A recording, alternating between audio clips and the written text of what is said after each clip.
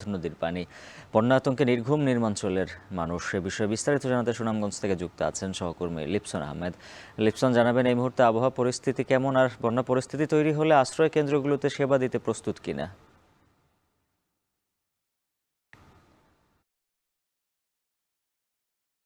উজ্জ্বল, শুরুতেই যদি বলি, গত ৩ দিন ধরেই কিন্তু সুনামগঞ্জে মুষলধারে বৃষ্টিপাত অব্যাহত রয়েছে। আর এই বৃষ্টিতে কিন্তু সুনামগঞ্জের যে মানুষরা রয়েছেন তারা কিন্তু চরম বেকায়দার মধ্যে পড়েছেন। পাশাপাশি কিন্তু এই যে বৃষ্টিপাতে কিন্তু এই অঞ্চলে যে নদ-নদীগুলো রয়েছে সেই নদী এর পানি বাড়ার কিন্তু কোনো শঙ্কা নেই। তবে ভারতের মেঘালয়ের যে চেরাপুঞ্জি রয়েছে সেখানে বৃষ্টিপাত অব্যাহত থাকায় কিন্তু উজানের যে পাহাড়ি ঢল, সেই ঢল কিন্তু আসলে নামছে। আর এতে কিন্তু আমরা যদি বলি সীমান্তবর্তী যে নদীগুলো রয়েছে, অর্থাৎ জাদুকাটা, রক্তি, চেলা, খাসিয়ামারা এই নদীগুলোর পানি কিন্তু দ্রুত বৃদ্ধি পাচ্ছে। আর এতে কিন্তু এই অঞ্চলের যে নিকটবর্তী যে গ্রামগুলো রয়েছে, অর্থাৎ নিম্নাঞ্চলের মানুষরা কিন্তু আসলে নির্ঘুম রাত পার করছেন। যদিও পানি উন্নয়ন বোর্ড বলছে এখনো জেলায় বন্যার কোনো শঙ্কা নেই। যেহেতু বৃষ্টিপাত, অর্থাৎ মেঘালয়ে বৃষ্টিপাত অব্যাহত রয়েছে, সেক্ষেত্রে কিন্তু নদীর পানি বাড়ছে। আর পাশাপাশি যেহেতু হাওরের ধারণ ক্ষমতা এখনো রয়েছে জেলাগুলোর, সেই ক্ষেত্রে কিন্তু আসলে নদীর পানি হাওরে ইতিমধ্যে আসলে প্রবেশ করছে। তবে জেলা প্রশাসন কিন্তু যেটি বলছে যে ইতিমধ্যে কিন্তু তারা প্রস্তুতি রেখেছেন। কারণ ২০২২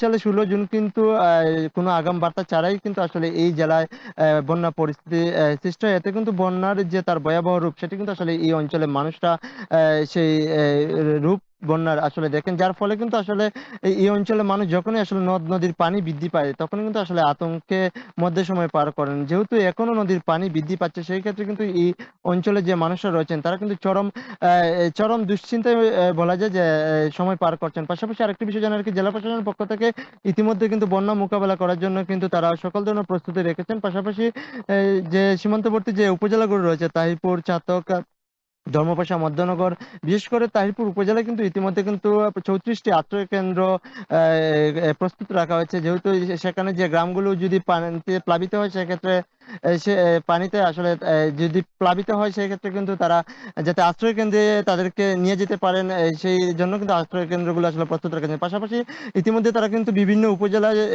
তারা কিন্তু সতর্ক বার্তা আসলে জারি করেছেন। যেহেতু যে ঢল নামছে সেক্ষেত্রে যেহেতু সীমান্তবর্তী উপজেলায় কিন্তু সবার আগে কিন্তু এই পাহাড়ি ঢলের পানিতে কিন্তু আসলে প্লাবিত হয়ে থাকে। যার ফলে কিন্তু সড়ক থেকে শুরু করে কিন্তু নিম্নাঞ্চলে মানুষের যে বসতভিটা সেখানে কিন্তু সবার আগেই কিন্তু পানি উঠাই কিন্তু সবচেয়ে বেশি বন্যা মোকাবেলা সর্বপ্রথম ভোগান্তিতেই পড়ে কিন্তু পড়েন নিম্নাঞ্চলের মানুষরা। যার ফলেই কিন্তু আসলে নিম্নাঞ্চলের মানুষরা কিন্তু আসলে বন্যার যখনই আসলে নদীর পানি বাড়ে তখনই কিন্তু আসলে বন্যার যে পানি বাড়ার সাথে সাথে কিন্তু বন্যা আতঙ্কে কিংবা বন্যার মোকাবেলার কিন্তু তারাই সবচেয়ে বেশি কষ্টের মধ্যে পড়েন। যদিও প্রশাসনের পক্ষ থেকে একদম দুর্গম এলাকায় কিন্তু আসলে তাদেরকে উদ্ধার করা কখনোই আসলে সম্ভব হয় না। তারা কিন্তু নিচ থেকে যে ছোট নৌকা কিংবা যে যেভাবেই পারেন আসলে আশ্রয় কেন্দ্রে পরিবার পরিজন নিয়ে ছুটেন।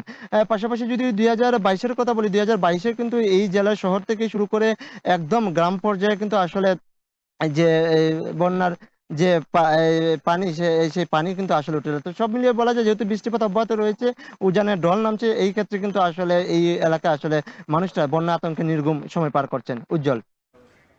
সিলেটের আবহাওয়া পরিস্থিতির খবর জানাচ্ছিলেন সুনামগঞ্জ থেকে সহকর্মী লিপসন আহমেদ।